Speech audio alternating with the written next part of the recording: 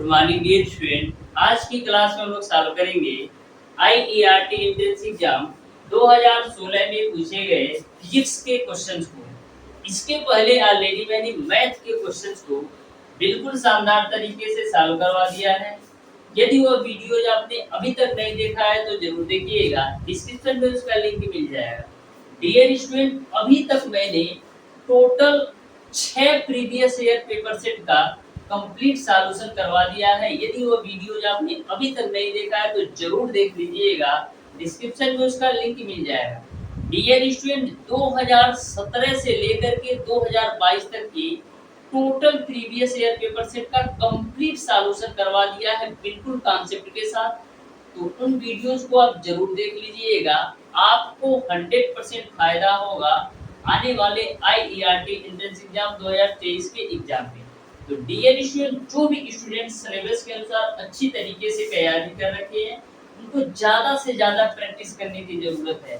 ज़्यादा से ज़्यादा प्रैक्टिस करने से फ़ायदा ये होगा, आपकी स्पीड और एक्यूरेसी बढ़ेगी और दूसरी बात आपका प्रत्येक चैप्टर का रिवीजन भी होता रहेगा और आपको यह भी पता चलेगा कि किस चैप्टर से हमारे क्वेश्चन गलत हो रहे हैं। तो हमारी बातें आपको क्लियर समझ में आ रही होगी। जैसा कि मैं आपको बार बार बोलता हूँ कि कभी भी आप प्रैक्टिस सेट लगाने बैठिए तो हमेशा आपको टाइमर के साथ लगाना है। यानी कि अपने मोबाइल या घड़ी में 3 घंटे का टाइमर लगा लीजिए। उन 3 घंटे के अंदर टोटल इन 75 क्वेश्चन को बिल्कुल ध्यान से अच्छी तरीके से तैयारी लगाने का प्रयास कीजिए। यानी कि टोटल 75 क्वेश्चन को आपको इस तरीके से सॉल्व करना है जैसे हम एग्जाम हॉल में बैठे हैं। उसके बाद से 3 घंटे के उपरांत आप यह देखिए कि 75 क्वेश्चन में कितने क्वेश्चन हमारे सही हो रहे हैं और कितने क्वेश्चन हमारे गलत हो रहे हैं। यदि आपके क्वेश्चन गलत हो रहे हैं तो किस चैप्टर से गलत हो रहे हैं। जिस चैप्टर से क्वेश्चन गलत होता है उसको आप दोबारा से अच्छी तरीके से इस तरीके से पढ़ जाइए जिससे आपका नेक्स्ट आने वाले सेट में उस चैप्टर से गलती ना हो। तो इस तरीके से यदि आप तैयारी करेंगे तो 100% मैं गारंटी के साथ कहता हूँ 75 क्वेश्चन में 70 प्लस क्वेश्चन 100% आप सॉल्व करके आएंगे, इस बात की मैं गारंटी देता हूँ। तो डियर स्टूडेंट, स्टार्ट करते हैं आज की क्लास। जो आपका फिजिक्स का क्वेश्चन दिया गया है आईईआरटी एंट्रेंस एग्जाम 2016 में, वो आपका क्वेश्चन नंबर 26 से क्वेश्चन नंबर 50 तक है। इसके पहले ऑलरेडी मैंने क्वेश्चन नंबर 1 से लेकर के क्वेश्चन नंबर 25 तक के मैथ के जितने भी क्वेश्चन दिए गए हैं थे टोटल क्वेश्चन का सॉल्यूशन करवा दिया है। उस वीडियो को आप देख लीजिएगा, डिस्क्रिप्शन में उसका लिंक मिल जाएगा। तो स्टार्ट करते हैं डियर स्टूडेंट आज की क्लास। देखते हैं क्वेश्चन नंबर 26। तो क्वेश्चन नंबर 26 आपका है, इनमें से कौन सा विद्युत शक्ति को निर्मित नहीं करता है। कौन सा विद्युत शक्ति को निर्मित नहीं करता है ये आपको बताना है। तो डियर स्टूडेंट, आपको पता है कि विद्युत शक्ति P बराबर क्या होता है। विद्युत शक्ति P बराबर आपका होता है V इंटू का I। विद्युत शक्ति P बराबर आपका होता है V इंटू का I। यहाँ से P बराबर हम क्या लिख सकते हैं, आपको पता है डियर स्टूडेंट V बराबर क्या होता है। V बराबर आपका होता है I इंटू R। आपको पता है V बराबर होता है आपका I इंटू R, यानी हम V के जगह पर I इंटू R लिख सकते हैं और ऑलरेडी आपका I है ही, तो यहाँ से P बराबर आपको मिल जाएगा I स्क्वायर R की जगह। अब डियर स्टूडेंट, आपको ये भी पता है I बराबर क्या हो जाएगा। I बराबर आपका होता है V बट्टे का R। I बराबर आपका होता है V बट्टे R। तो यहाँ पर P बराबर क्या हो जाएगा, V तो ऑलरेडी पहले से है, I की जगह पर हम क्या लिख सकते हैं V बट्टे R। तो I की जगह पर मैंने V बट्टे R लिख दिया, तो यहाँ से आपको मिल जाएगा V स्क्वायर बट्टे का R। तो देखिएगा ध्यान से, V इंटू का I आपका ऑप्शन नंबर सी में दे रखा है और जो आपका I स्क्वायर R है ये आपका ऑप्शन नंबर ए में दे रखा है और उसके बाद से आपका V स्क्वायर बट्टे का R आपका ऑप्शन नंबर बी में दे रखा है। यानी कि V इंटू का I या I स्क्वायर R या V स्क्वायर बट्टे का R विद्युत शक्ति की इकाई है, या यह कह सकते हैं विद्युत शक्ति को निर्मित करता है। लेकिन जो आपका लेकिन जो आपका ऑप्शन नंबर बी दिया है ये आपका विद्युत शक्ति को निर्मित नहीं करता है। इस तरीके से आपका ऑप्शन नंबर बी बिल्कुल राइट आंसर हो जाएगा। यानी कि जो आपका दे रखा है dear student I R square ये आपका विद्युत शक्ति को निर्मित नहीं करता है। इस तरीके से क्वेश्चन नंबर 26 का ऑप्शन नंबर बी सही हो जाएगा। क्वेश्चन नंबर 26 में आपको यह बताना था कि कौन सा विद्युत शक्ति को निर्मित नहीं करता है। तो आपका V इंटू आई भी विद्युत शक्ति को निर्मित करता है, आई स्क्वायर आर भी विद्युत शक्ति को निर्मित करता है और V स्क्वायर बटे आर भी विद्युत शक्ति को निर्मित करता है। लेकिन जो आपका dear student R square into का आई दे रखा है ये विद्युत शक्ति को निर्मित नहीं करता है। इस तरीके से क्वेश्चन नंबर 26 का ऑप्शन नंबर बी सही हो जाएगा। ऑप्शन नंबर बी बिल्कुल राइट आंसर होगा। तो क्वेश्चन नंबर 26 आपको बिल्कुल शानदार तरीके से समझ में आया होगा। अब देखिएगा डियर स्टूडेंट क्वेश्चन नंबर 27। तो क्वेश्चन नंबर 27 आपका है शक्तिशाली विद्युत चुंबक बनाने के लिए कौन से पदार्थ की कोर प्रयोग करनी चाहिए। तो शक्तिशाली विद्युत चुंबक बनाने के लिए हम लोग नर्म लोहा या मुलायम लोहे का उपयोग करते हैं। इस तरीके से डियर स्टूडेंट क्वेश्चन नंबर 27 का ऑप्शन नंबर डी बिल्कुल राइट आंसर होगा।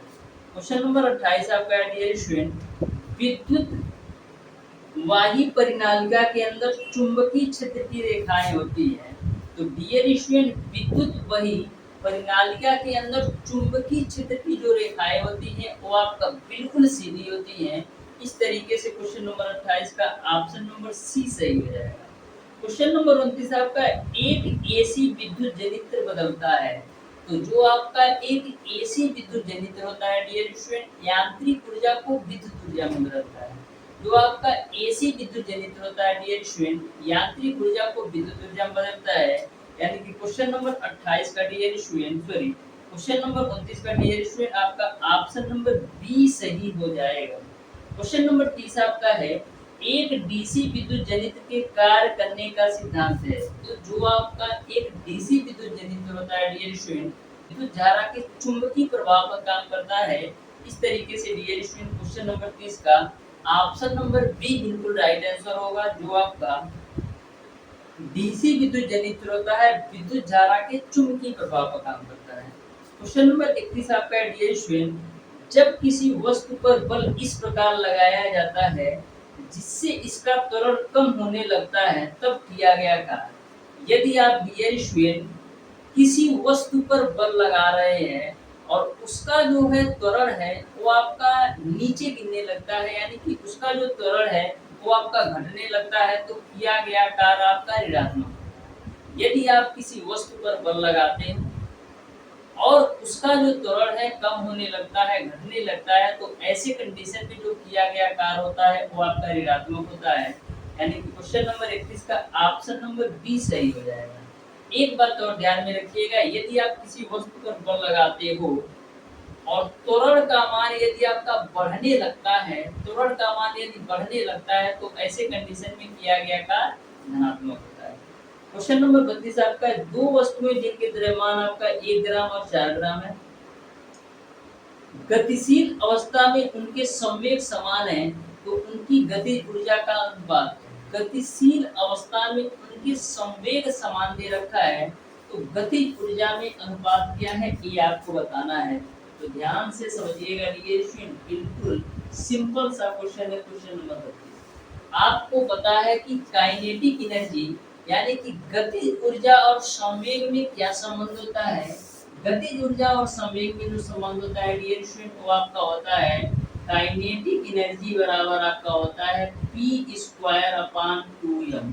यानी कि गतिज ऊर्जा और संवेग में जो संबंध होता है वो आपका गतिज ऊर्जा बराबर संवेग का स्क्वायर बटे का 2m होता है। तो यहाँ से यदि हम k1 की वैल्यू निकालें तो क्या आएगा k1 की वैल्यू आपका आएगा p1² बटे का 2m1 ये आपका पहले के लिए हो गया।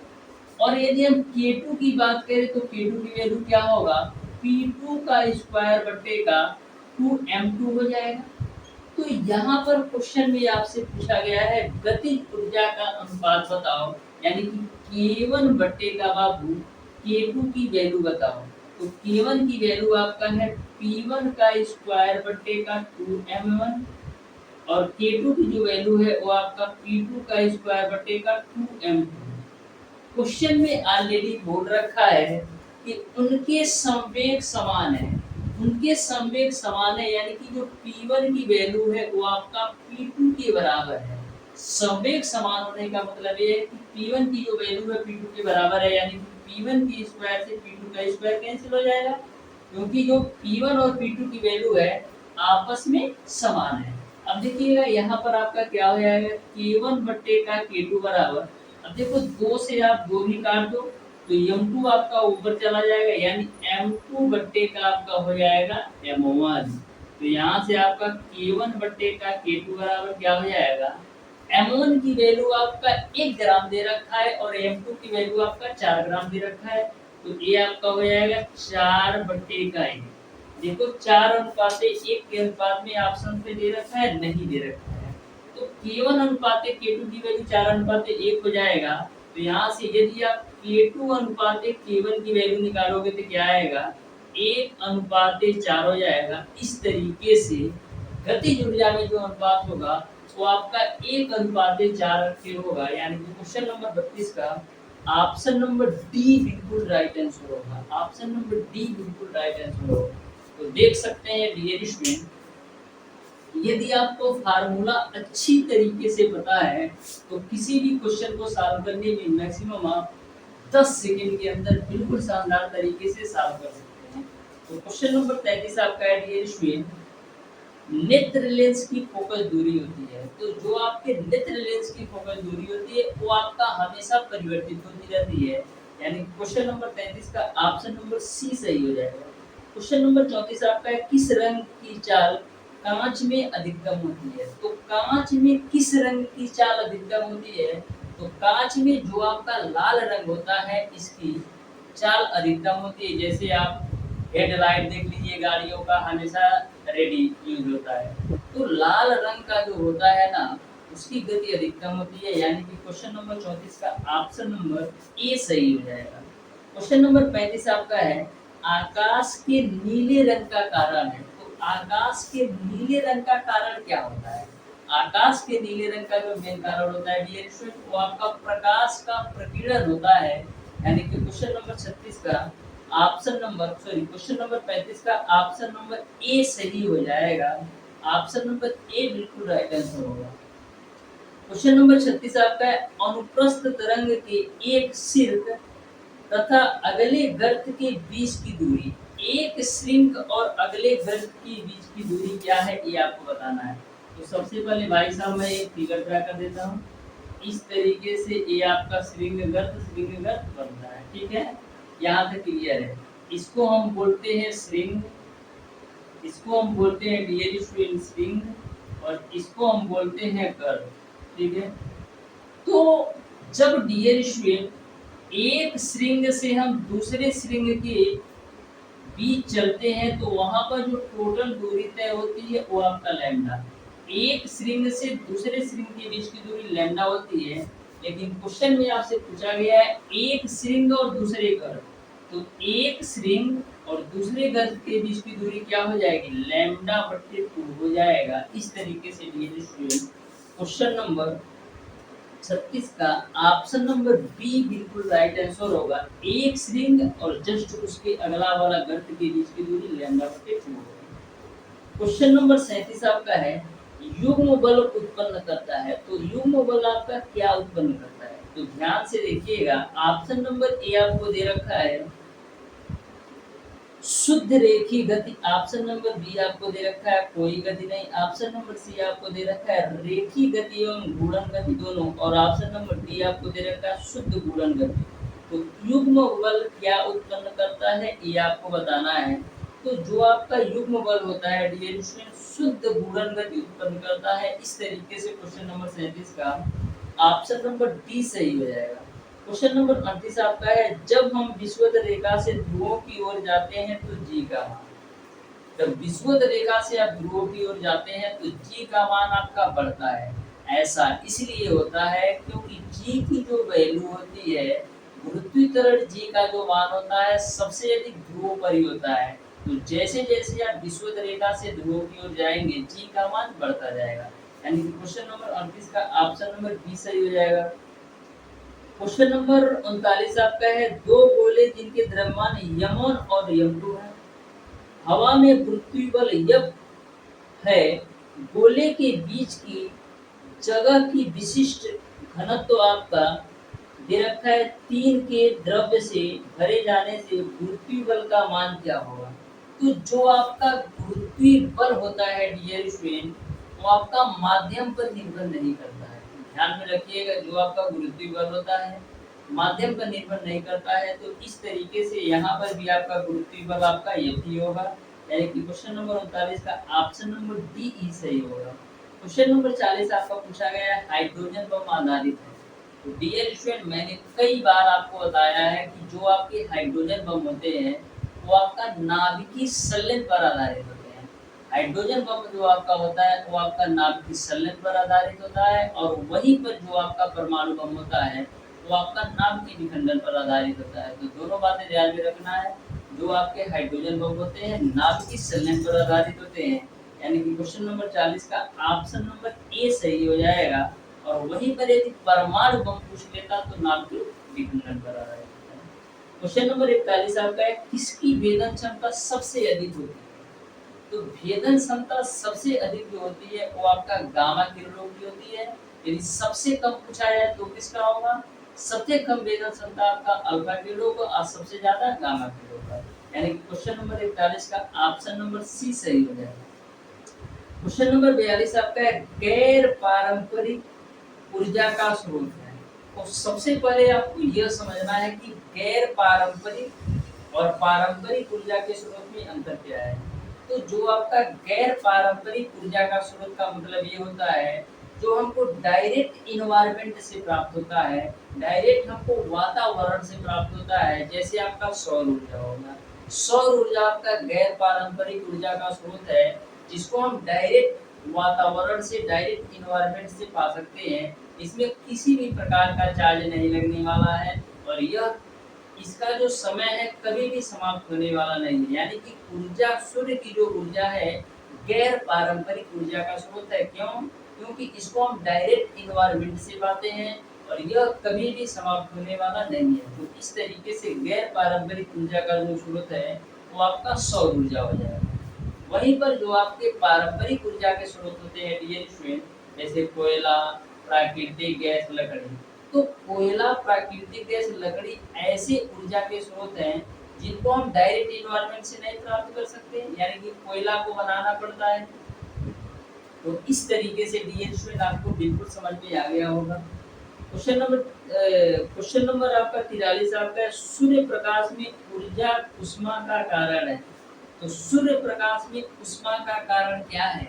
सूर्य प्रकाश में उष्मा का जो कारण है अल्ट्रा वायलेट रेज है, यानी कि पराबैंगनी किरणें हैं।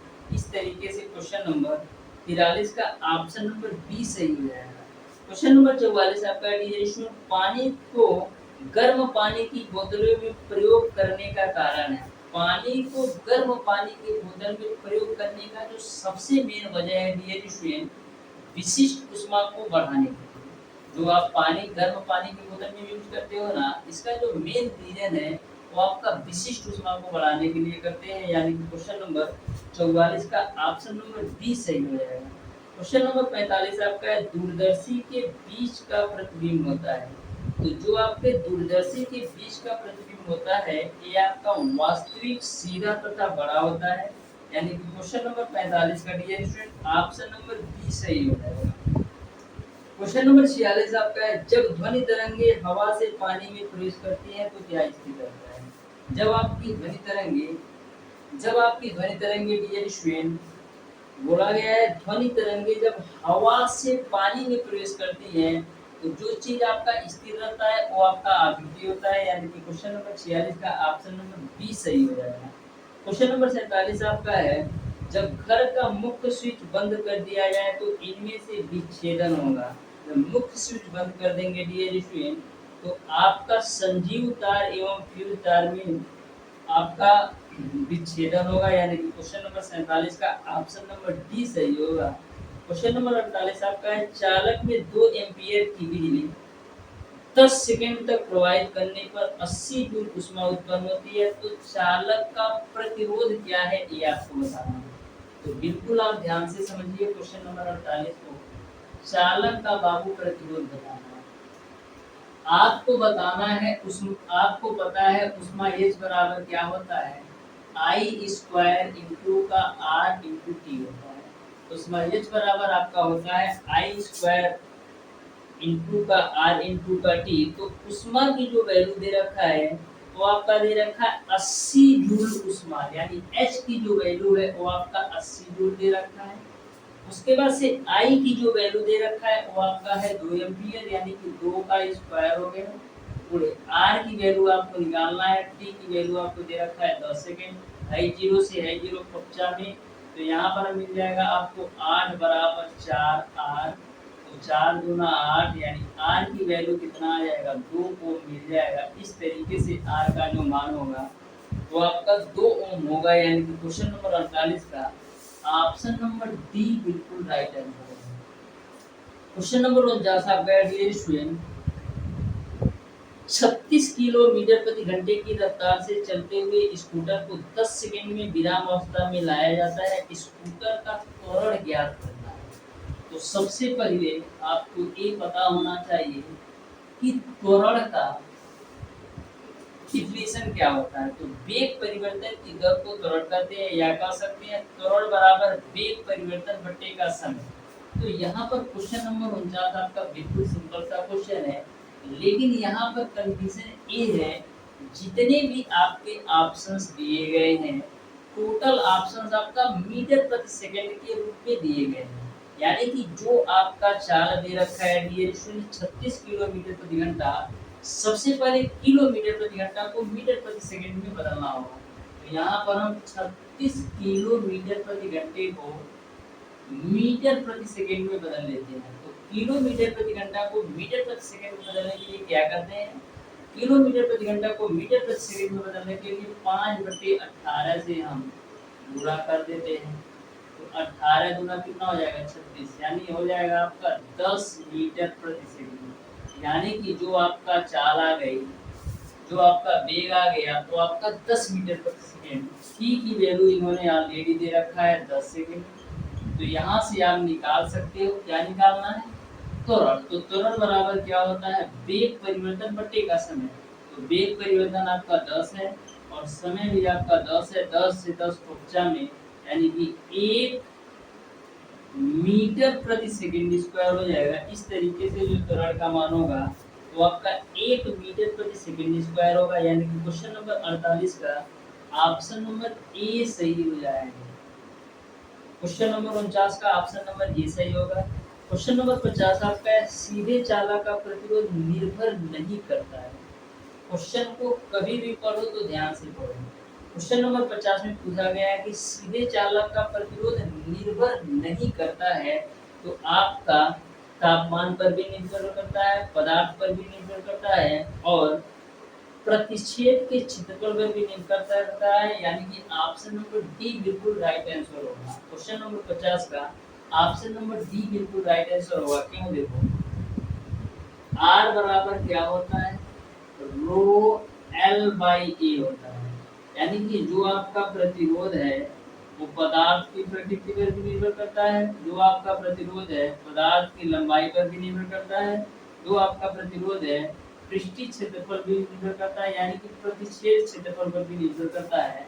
तो इस तरीके से निर्भर नहीं करता है, यानी कि ऑप्शन नंबर डी बिल्कुल राइट आंसर है। इस तरीके से डियर स्टूडेंट आज की क्लास में मैंने आपको बताया है फिजिक्स के क्वेश्चन नंबर 26 से लेकर के क्वेश्चन नंबर 50 तक के सारे प्रश्नों का सॉल्यूशन बिल्कुल कॉन्सेप्ट के साथ अच्छी तरीके से मैंने आपको बताने का प्रयास किया है। फिर भी डियर स्टूडेंट, यदि आपको किसी भी क्वेश्चन में किसी प्रकार का डाउट या किसी प्रकार का कंफ्यूजन हो तो कमेंट बॉक्स में कमेंट करके जरूर बताइएगा। डियर स्टूडेंट, मिलते हैं नेक्स्ट क्लास में, तब तक के लिए धन्यवाद।